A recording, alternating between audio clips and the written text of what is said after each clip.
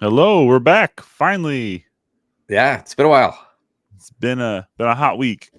We had Yeah. a homeschool convention that we went to. First of all, this is DadSchooled podcast. Talking with you about real dad stuff. Where our intro title is And never the same. that's right. We don't want to be anywhere else. Yep, nowhere else. But we just got back, both Jimmy and I, from Teach Them Diligently in Branton. That was a fun trip. And it was a Week great time. Yeah. week long adventure. Seeing a lot of the normal people at these conventions. All the all the speakers and the peoples. We had who was the keynote? Ken Ham, right? In Ken Ham. Ham. Yeah. So it was a good time. He spoke and then rushed off to another event, but had Heidi St. John, Ken Ham, a lot of normal people. But it was good. A lot of encouragement, a lot of ideas. Bought some new school curriculum. We got some good times. All the Yeah, things we that came home with lots and lots of bags full of books. It's always one of our kids' favorite things is the expo hall. They just want to go to the expo hall and look at every single stand of books and look for ones that they haven't read yet. And then we end up coming back with more and more, which is a great problem to have, is kids that's just what they long for, is more new books.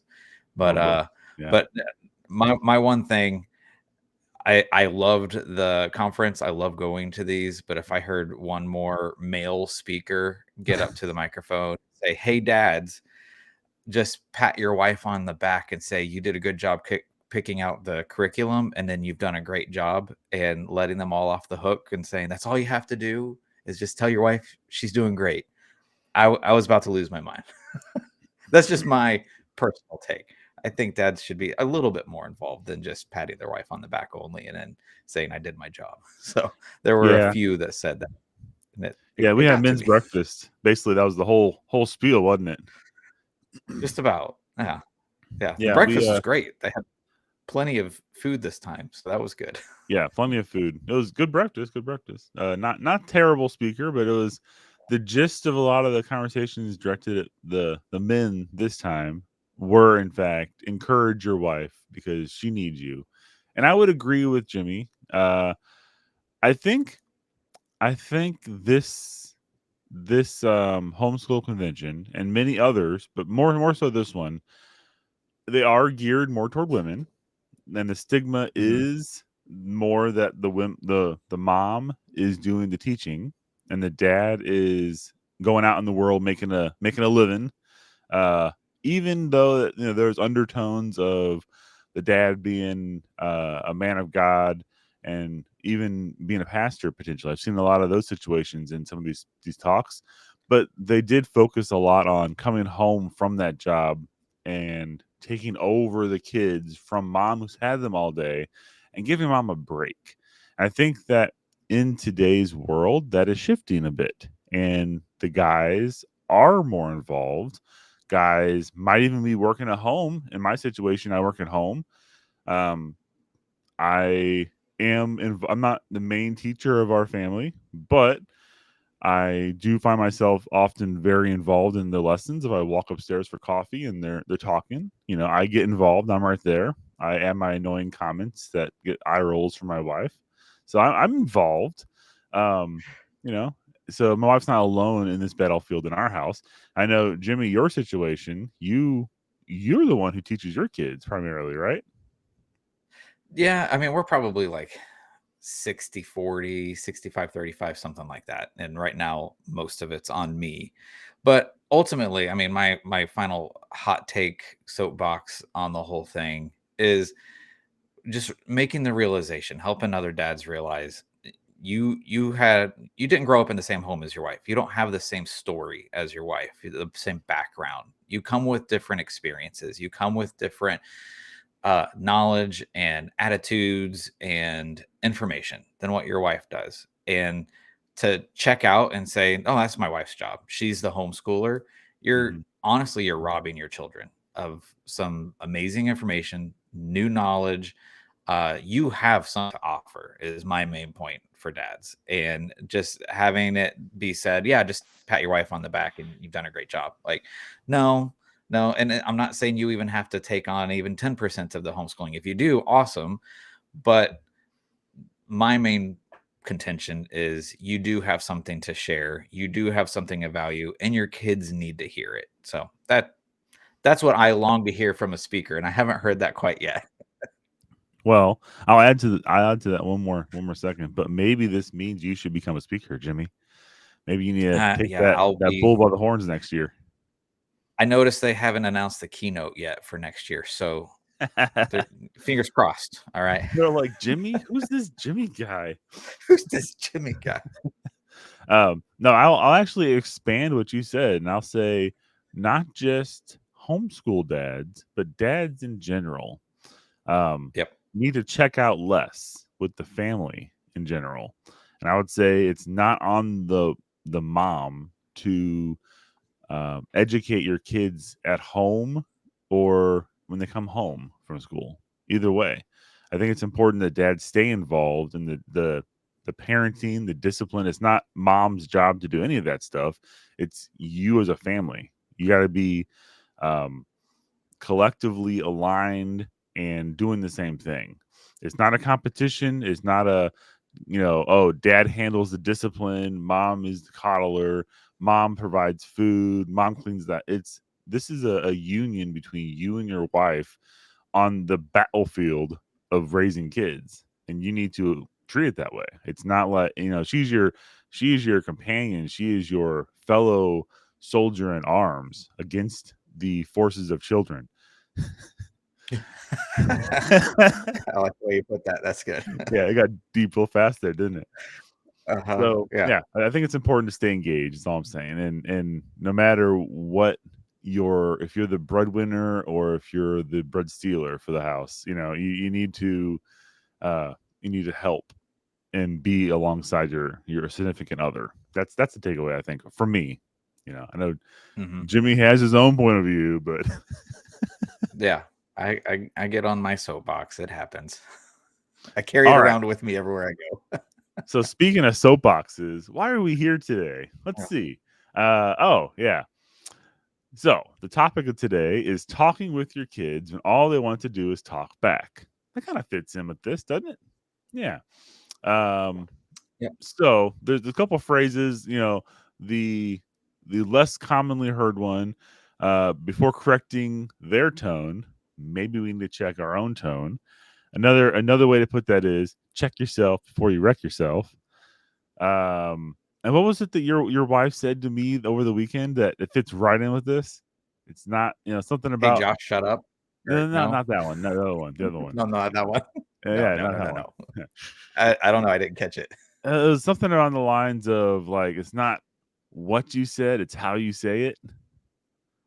Yeah. Remember that one? Maybe. And I've heard that one Maybe before. She said that. It's not what you said, Josh. It's how you said it. So how you say it. Yeah. I personally, I think the other dads share this same problem, that we might be a direct species, a direct individual. We see something and we're going to call it out. This duck walks like a duck. It talks like a duck. It quacks like a duck. We're going to call it a duck. This problem we see is in front of us, and we're going to say, hey, this is the problem, But that might not be always the best way to go about things, right? Maybe you need to be like, I don't know how you'd say a duck is different than a duck, but you need to approach things differently sometimes. And sometimes understanding the way that we talk and the way that we communicate with others, especially our kids, is very important, because you might think you're right. You might think what you're saying is spot on and needs to be said right now.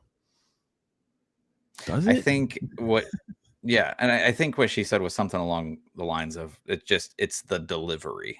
I think was the thing. Delivery, and it's like I don't remember what the stats are, but you probably heard it somewhere before. But so much of communication isn't just the words spoken, but it's the body language, it's the tone of voice, and there's so much of the what is communicated that is through all of the other factors that's going on in the room and around you, and the face you're making and all that sort of stuff.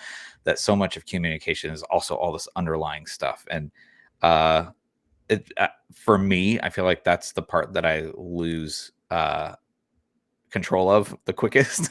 Like, I might have my words, I can grit my teeth and get the words that I want out, but man, my body and my tone is absolutely saying something else. So does that happen with our kids too? Yeah.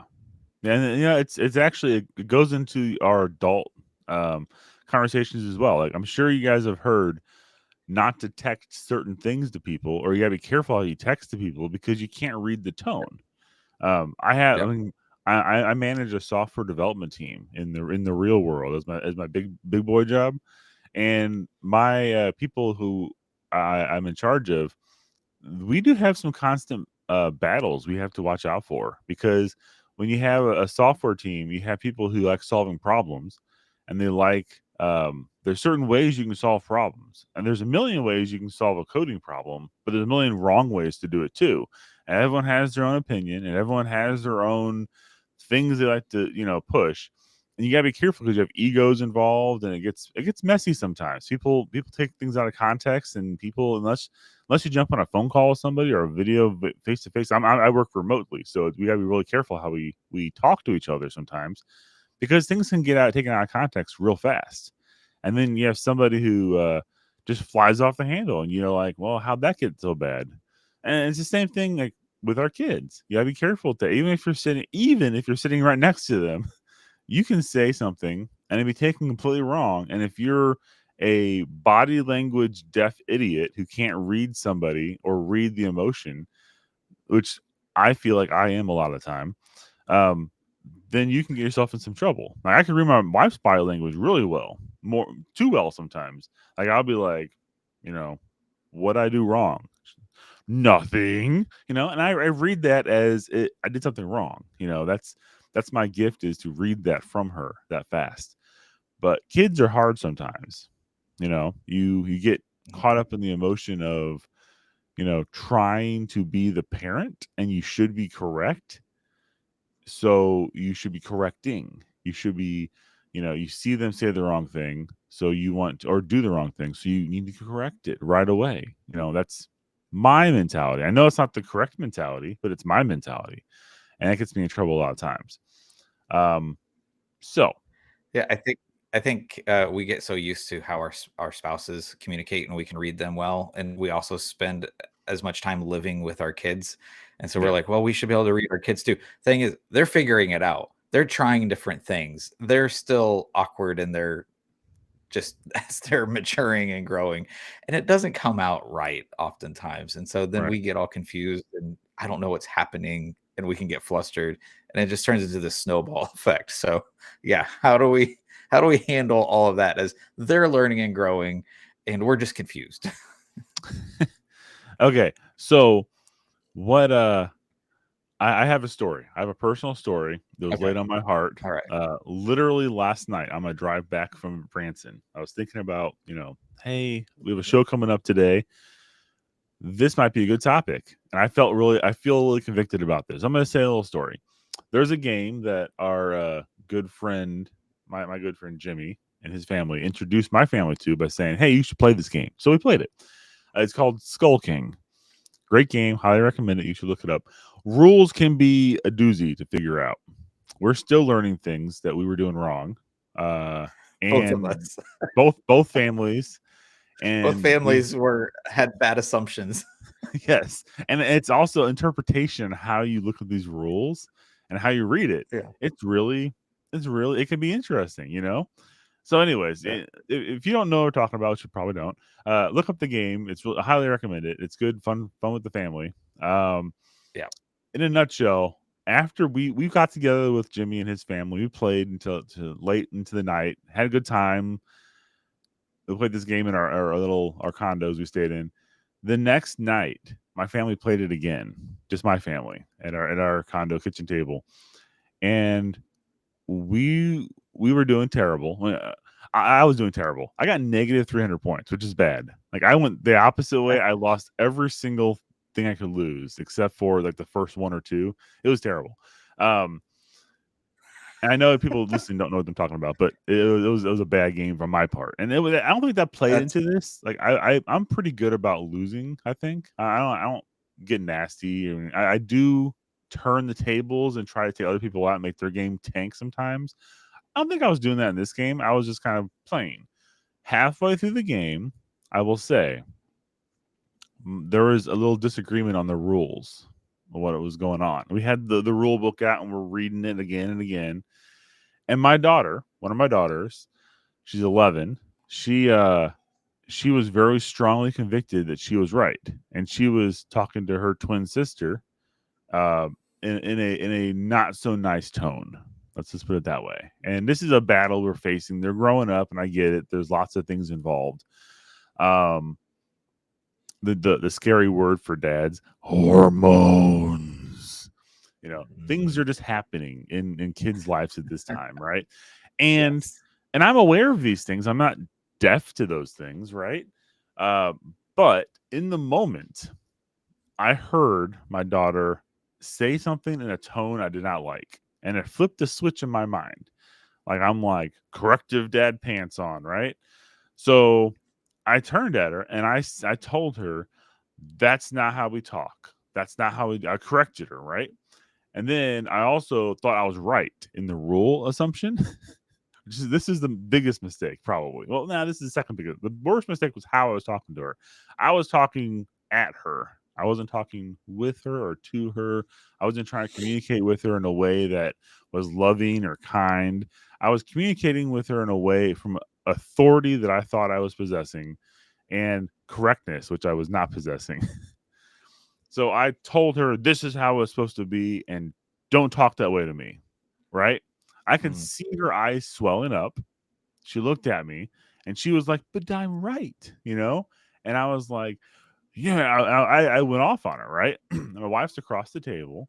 I don't know if I was just not in the ankle kicking range from her because she couldn't kick me hard enough or fast enough, or she didn't even try because I guess I was too far away. But she looked at me with like, "What are you doing?" eyes, "Stop talking" eyes, tone eye, all the eyes I was getting. And I, being the quick individual I am, I picked up on it and I kind of stopped. I was like, okay, and then I went to my default, like, fine, whatever, kind of, mm, you know, and that didn't help, and she started openly crying. I was like, well, now I feel like trash, great job, Dad. You ruined this whole evening. So we came to the resolution that she was right in the rules. Dad was wrong. Oh So it no. was kind of like an awkward moment of, okay, let's keep on playing. So I'm gonna tell you the resolution to that story in a little bit here. But it was not a very proud moment for me. It was very it was aggressive and it was not the correct way to communicate. And I knew that as soon as I went into that mode and as soon as I started yelling or talking at her sternly, Mm. I knew it was wrong. I knew that I wasn't winning any battles here. I was talking to her. I felt like I was justified, but as soon as I said the things I said, it didn't sound justified coming out of my mouth. Like in the emotion behind that, I was like, "Yeah, I'm gonna be right." And as soon as I said it, I was like, "Crap, I done messed up." I So, mean, it's a perfect example of how quickly things can escalate. And especially if we have it can be the tiniest little piece of pride or ego in ourself and the I know I'm correct sort of mentality and how quickly that can derail things, and especially in a situation where we think we're right and we're actually not. And things can move fast, and it happens to all of us. And being mindful of when it's happening to me, how can I turn that around quickly, or if it's one of my kids that is dealing with that.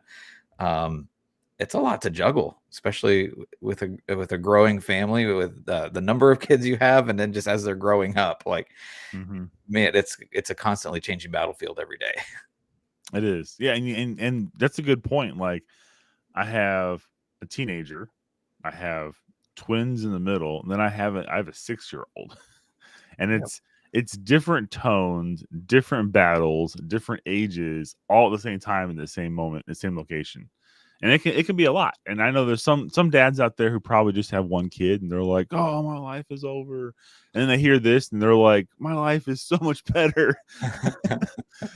But you know, every and I'm not trying to discount one person having one kid and having less problems because I have 4 kids, you know, blah blah blah. No. You're in the battlefield also. And those problems are very real because you got to think what we do, and this is scary for me. What we do affects these kids. What we do forms their lives in the future. And even the silliest things that you think are important in the moment to get across aren't always the lasting important things that really matter. Honestly, like 20 years from now, is my daughter going to remember this great vacation and a number of times we mini golfed as a family? Maybe. Is she going to remember that one time dad yelled at her really harshly and made her cry in front of the family? Probably. Yeah. But the next thing I do is going to matter so much more. That's the important part to take away from all this. So I'm not going to ruin it. I'm gonna say this to the end of this conversation. I'll tell you guys what I did. Okay. So you guys stay with us. You can't just log out. Okay, guys? I like the cliffhanger. Yeah, cliffhanger. So, where are we? Where are we? I skipped around on this one a little bit, so it didn't. Sorry. That's all good. Good story. You got me hooked. Got you hooked. You're like, tell me. Yeah. I want to know what the missed rule was. We'll talk about that off air. I actually did spring this on Jimmy this morning. I was like, hey, I got something for this, and he's like, okay, whatever. You know, he's so easy to work with. Yeah, I haven't heard this one yet, so yeah, he hasn't heard the ending yet. I guess the important thing takeaway from that first part is our kids are learning conflict and conflict resolution from watching us. Right? They learn everything from us because we're their primary source of education. Now there is something you got to be careful. And this is gonna be another soapbox for both of us probably. Depending on how you educate your kids, if they're in the school system, in the system, or if they're at home, you know, or if you're in a co-op, or if you're in a Christian school, or whatever you're in, you got to realize this: our kids are sponges. They learn. You know, if they're not at home with you all day long, learning from you, they are with somebody else all day long, learning from them. What mannerisms are they picking up from that person they're around? That teacher that they're in front of, in front of them. What are their agendas that they're pushing? You know, agenda could be good or bad. You know, it's just something that's for them. You know, they're pushing their own personal agenda.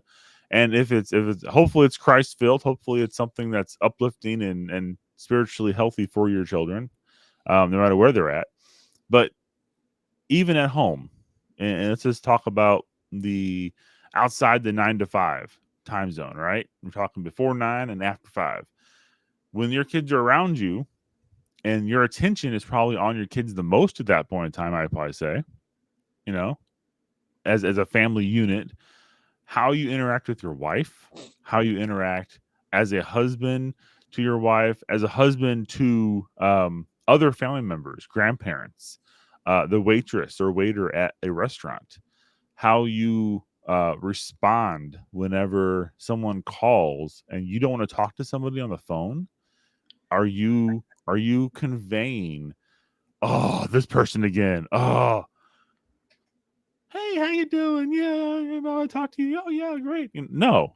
Your kids pick up all this, and your kids will see how you act, and they'll see how you respond to an incorrect order at a restaurant. Are you going to fly off the handle and be that big bear of a person who you think is an ideal dude or guy? Are you going to have a loving, healthy heart and talk to them kindly like a human being? You know, mistakes happen. Oh no. Another story time. Went to Dairy Queen on the way home, of course, yesterday on a long trip back. We had like 4.5, 5 hour drive, I think. Dairy Queen. This place was slower than we wanted it to be. You know, whatever. We got our food. We ate.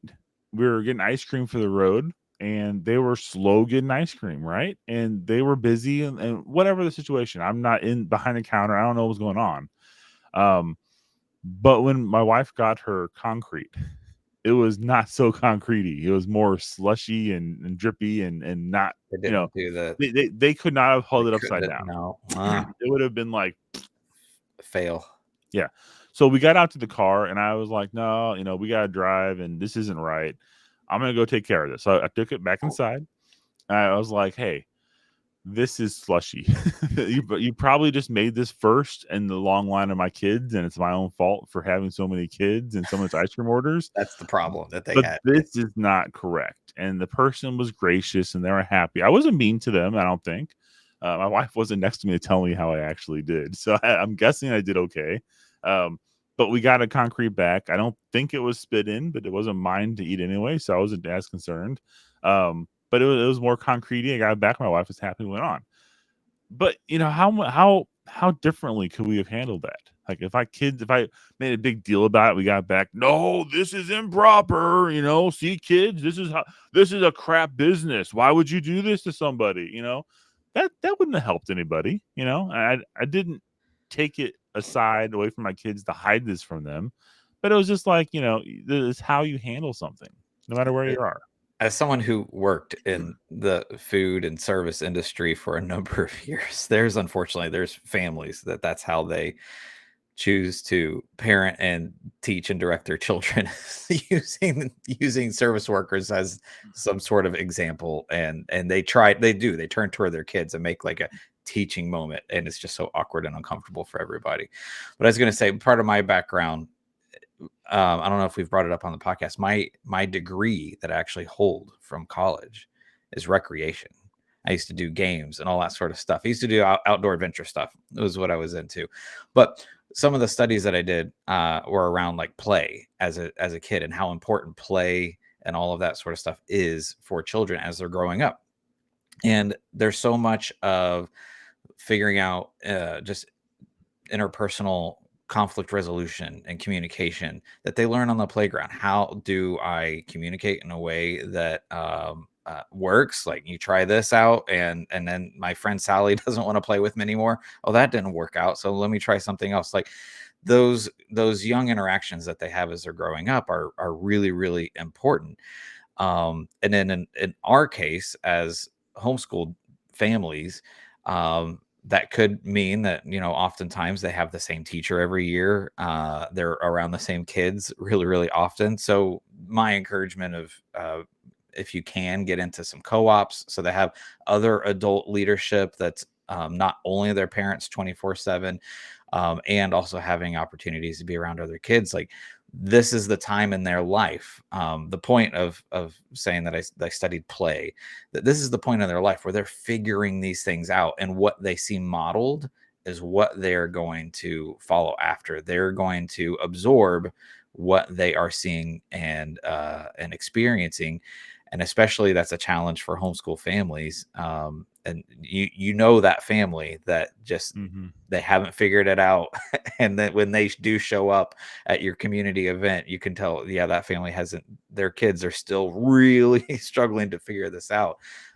This is that time in their life. Like, these lessons are super important of how they're gonna respond in a conflict, how they're gonna deal with someone that they're having a disagreement with, and especially if we are that primary source of what to do, then we just need to be even more mindful of that. Yeah, and I think a very scary realization is how much I think a certain generation has missed the mark on doing this correctly. And I'm going to quantify that statement right now. Think of the elections that just happened. Think of the dividedness of our country. You're either far left or far right or whatever, right? And you can't have certain conversations with some type of people sometimes. Like, there is pure anger behind that because they were never taught that they could have a conversation with somebody that disagreed with them. They were never taught that as a kid. So just what you were talking about, conflict resolution, communication styles and whatnot. there's a gap in teaching that someplace in today's society that eventually, like, you think it's just playing and how kids interact, but it actually affects you long term. Like, it gets, when you're an adult, you gotta look back and how did you learn to be this nasty to somebody if they disagree with you? Was it your parents? Was it you just being misguided? What happened? Mm-hmm. Well, just the fact that even, COVID was 5 years ago, the whole shutdown period. Yeah. And so now there's that wave of students who were middle school, early high school, and now they're moving into adulthood, but they had large portions of their life where they were pulled away from their friends, pulled away from Yeah. community.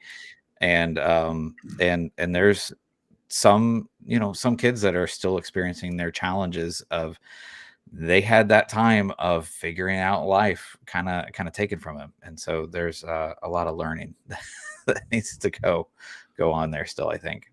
Yeah. Shoot, this cast is going to go over today. Shoot, we are behind schedule, and it's Let's it's get it it's moving. story time fault. Sorry. I know, yeah. So let's see where we at. I guess questions you have to ask yourself. Is it frustration or fear? When you're looking at your kid, let's go back to the kid scenario.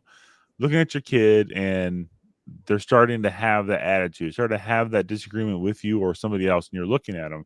You as a parent, you as a dad, need to take a step back from your emotional, put your emotional waders on. You need to think: is it frustration, fear? Are they feeling disconnected from something? Are they feeling disrespected? If you're a dad who always preaches respect, respect, respect, yeah, respect me, your kid's going to pick up on that, and they're going to want a little bit of respect themselves too. And your initial Mhm. response might be like, "You don't deserve respect. You're a little kid." That's the wrong tone. It's the wrong way to think about things. Um, Yeah. to get respect, you need to give respect in a sense. You need to be worthy of being respected, and it's up to us as dads to recognize those little moments that they um, do need respect from us and need to have a little bit of humility from us. Whether your son or your daughter, um, you know, in my experience so far, sons have a little bit of different chemistry going on at different times. I didn't notice this shift in my son until probably now, maybe within the past year at age 13ish. It's getting a little more interesting. My girls are a lot earlier. They're 11, and I'm seeing this emotional and hormonal shift in them and how their emotions change on a monthly basis. Man, it is scary sometimes. It's like one day you're the sweetest daddy, and the next day it's like, you two are doing it wrong. It's like, I'm sorry, you know, but it's not always your fault, as much as they might seem Yeah. to think it is. You just got to be conscious that people experience different things, different days, and even our little kids can have that as well. They have good days and bad days, and to look at the heart of the matter or the heart of what's going on instead of just reacting emotionally to every decision or everything that they do. Yeah. So So then how do we check in and keep that uh sorted out in a healthy way? how do we? Well, what question could you ask yourself, Jimmy, to double check that? It's that whole, yeah. Am I? You kind of said it earlier, but am I speaking with you or am I speaking at you? Like, are you actually part of this solution together? Like, we're gonna work through this together, or I'm just gonna say, my way or the highway sort of Right. thing. I mean, I had bosses when I was early on in Starbucks forever ago, and a new barista, and I had my supervisor or manager that I liked working shifts with them. This person hated working shifts with that person Mhm. because this person would be throwing things against the wall and shouting at everybody. But this person, the one that if you were doing something wrong, they corrected you, but they did it in a respectful manner. Like, I found that when I showed up to work and I knew that they were going to be my boss that day, I actually worked harder. I worked better. I did things in a more cohesive manner than whenever I was with this person. This person, I just kind of kept my head down and tried to stay in the Mhm. shadow, and maybe didn't put forth all of my full effort because I just didn't care about that person because of the way they treated me or the way they made me feel. And those are kinds of things that stuck into my mind when I was becoming a dad. Like, oh yeah, like the way that boss treated me, like that's how I want to be as a dad. I want to draw the best out of them. So am I doing the whole at them or with you thing? We're going to work through this together. We're going to figure this out together. That's an Um, interesting dynamic that you just put out there, and I just thought about that from a dad point of view. That's a good point. Like, do you want your kids to look at you as the dad who stomps around, slams doors, punches holes in the wall, and thinks that they're all big and tough and demanding respect, and they'll operate in their kid life and growing up, they'll operate from a standpoint of fear, not wanting to set dad off, not wanting to set yeah. mom off, and they're going to do Mhm. everything they can to stay out of your way and not set you off, versus the other side where you're loving and correcting and you're working alongside them. They'll do everything they can to, not going to say idolize you, but not disappoint you. Like, they're going to do things to earn that love and respect from you, rather than do things not to get yelled at. That's interesting. Yeah. Yeah. Deep, Jamie. And Deep. it was one of the things from the Todd Wilson talk that we heard, where he was talking about like what's that.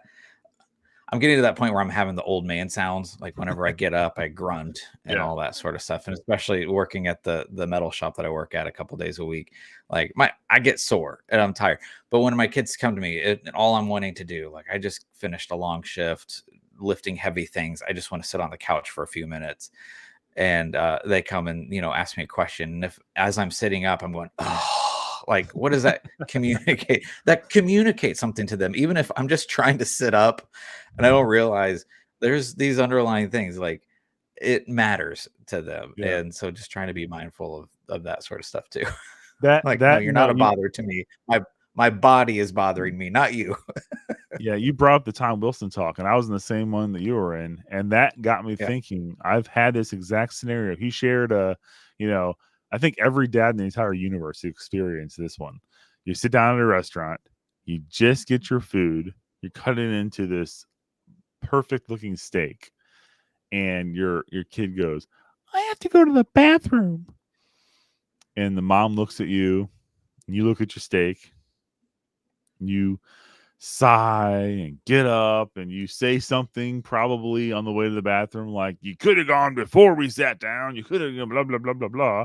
You get into the bathroom, you Yeah. sit your kid on the toilet, and they look up at you, and what he said, and I think it was like, "Dad, do you like me?" Right. And you're like, ah, I mean, I've experienced this exact scenario. You're all upset and it's the end of the world because your food's cold once again. I probably said that too. I can never have a warm meal or something like that.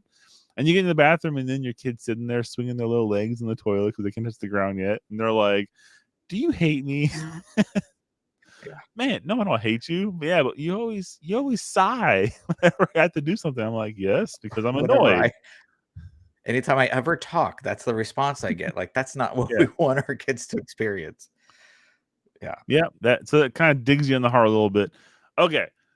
Speaking of So how do digging we in the shift heart, out of that? let's shift out of Yeah. that. Let me wrap up with the resolution to my Skull King daughter issue that I had. So if you forgot where we're at because it was so long time ago, um, I was a complete jerk and yelled at my daughter mid game because I thought I was right on our rules, and I didn't like how she was talking, and I kind of gruffly yelled at her and was talking with her tone I should not have been using. She started crying. We then found out that the rules that I thought were right were not, in fact, right, and my daughter was actually right. Um, my wife was like doing her best to direct me, as she does a great job always with this. Like, apologize to her, and I'm like, sorry, but I thought I was right, but I added a but in there. I was like, sorry, I yelled at you. I shouldn't have done that. And but I was didn't like how you're talking, you know. And I thought I was justified in saying that, and my wife was doing one of those, you know, Nope, you not the didn't time. do Not it the time. right. Yes. So I took a deep breath, I stepped back, you know, I leaned in too close to her, and I was like, I'm sorry I yelled at you. I shouldn't have used that tone. I shouldn't have talked to you that way, and I'm really sorry. And that's all I said. And she nodded and she sniffled, and we continued the game. But, you know, I think me taking that step back and me humbling myself, saying I was wrong, I'm sorry, I shouldn't, and then stating what I did wrong. I should not have yelled at you. I should not talk this way to you. That's not how you do it. Okay. That reinforced to her, one, I acknowledged that what I did was wrong. I acknowledged that the feelings I hurt that she's feeling and that she's upset about are valid. Okay. And two, dad's not a selfish jerk that can't say sorry. You know, I think that is the memorable part that she's going to get out of this long term. She'll probably look back at this and say, yeah, dad yelled at me, but he made it okay. He made it better. And I personally feel and know that because after the game was over, we all went and it was time for bed, right? And she came around the table and made a point, gave me a little hug and said she loved me. So I was like, okay, I did something right there. I almost seriously messed up, but I fixed it. I think I'm okay. So that was my story. And I think it was very important to share that with all of our 3 members watching right now. Three highly respected community members. We appreciate you. Jimmy's mom. We love you all. But yeah, it's very important to humble yourself to your kids. You know, and that's not being weak. That's not being a terrible dad. It's not making your kids walk all over you by acknowledging that you messed up. It's okay to do that. In fact, it's preferred to teach your kids that. You know what, Josh? I'm proud of you. I know you're still growing and learning, and you're figuring this whole thing out. Growing. But you took a hard situation and you grew and you learned. I'm very proud of you. Very good job, young man. Thank you. Thank you, old man. See what I did there? Okay. I'm modeling behavior. I try to model when I can. Yeah, okay. Let's see. So, actually, I think that wraps us up for today. Unless you had any other great topics you want to dive into. No, I do love how that story wound down. So that was good. Thank you for sharing that today. I tried to wind it down. So sorry, recapping. What you do as a dad matters. How you talk matters. Leading with a tone that's respectful and kind matters. You can say the same thing multiple different ways. You can say, you know, you are wrong.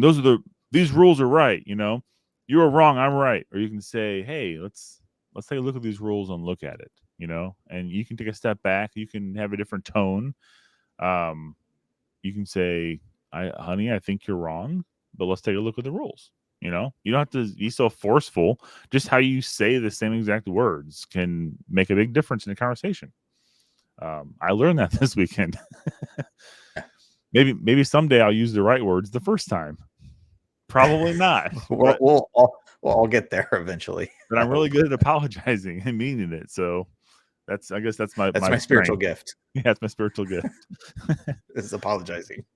So this week, I think it's important that this week you as a dad look at your conversations that you're having with people in general. Practice on your coworkers, and the real game is at home. You know, your practices are with adults who can take the problems and take the mistakes, but realize your mistakes. And at home with your kids, that's the real game. That's the real, you know, when it matters. Speak to your kids correctly. And that's your challenge this week, I think, is to speak to your kids correctly. And you know what? Even your wife. Speak to your wife. I know we're 2 steps here. Big thing for you dads out there to do both your kids and your wife speaking correctly. You guys can do it. I am confident. Yeah. We're proud of all of you. Keep it up. And All right. then go to dadschoolpodcast.com. Let us know how things are going. Definitely. Yeah. We like to hear your feedback and someday hope to share any feedback we get online with people. So please reach out to us and talk to us. Tell us your stories. Tell us how it goes this week. Tell us any stories you have or you knew immediately that you messed up or you knew later on from your wife that you messed up.